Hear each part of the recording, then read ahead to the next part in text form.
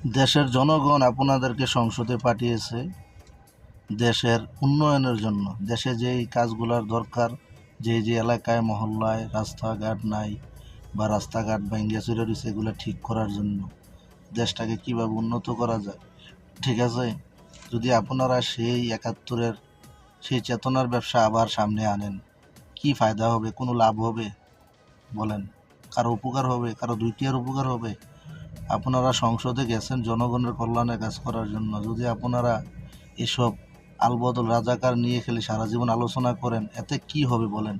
আপনারা এগুলা বইলা বইলা দিন কাটাইবেন, ঠিক আছে, আর দুর্নীতির চরম পাহাড় সমান করে নিয়ে চলে যাবেন। তো দেশের জন্য কি হলো ভাই? এগুলা বাদ দিয়ে দেশটাকে সুন্দরভাবে এগিয়ে নিয়ে যান, সবাই একসাথে কাজ করেন। আপনি ভালো কাজ করলে এই ৫ বছর যদি আপনি সমস্ত কাজ করেন, মানুষের কাজ নিয়ে আপনি ব্যস্ত থাকেন না, আপনার মহল্লার কাজ, আপনার গ্রামের কাজ, উপজেলা, থানা, পর্যায়, গ্রাম যেগুলো আছে সবগুলা কাজ করেন। কি কি কাজ দরকার, ঠিক আছে, দেশটাকে কীভাবে উন্নত করা যায়, কিভাবে দেশের অর্থনীতি চাকা মজবুত করা যায়, এগুলা নিয়ে সবাই খাটেন। ঠিক আছে, ভালো কাজ করেন, তাহলে আপনি আবার ৫ বছর পরে আপনি আবার ক্ষমতায় আসতে পারবেন।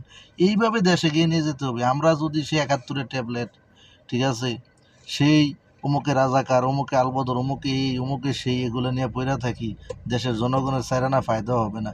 খালি পাকিস্তান এই করছে, পাকিস্তান ওই করছে, পাকিস্তানের সময় এই করছে। আর ভাই, পাকিস্তানের সময় যা করছে এগুলার বিচার হয়েছে, এগুলার বিচার হারা জীবন আপনার করে শেষ করতে পারবেন না। পারতেন না তো কি লাভ ভাই?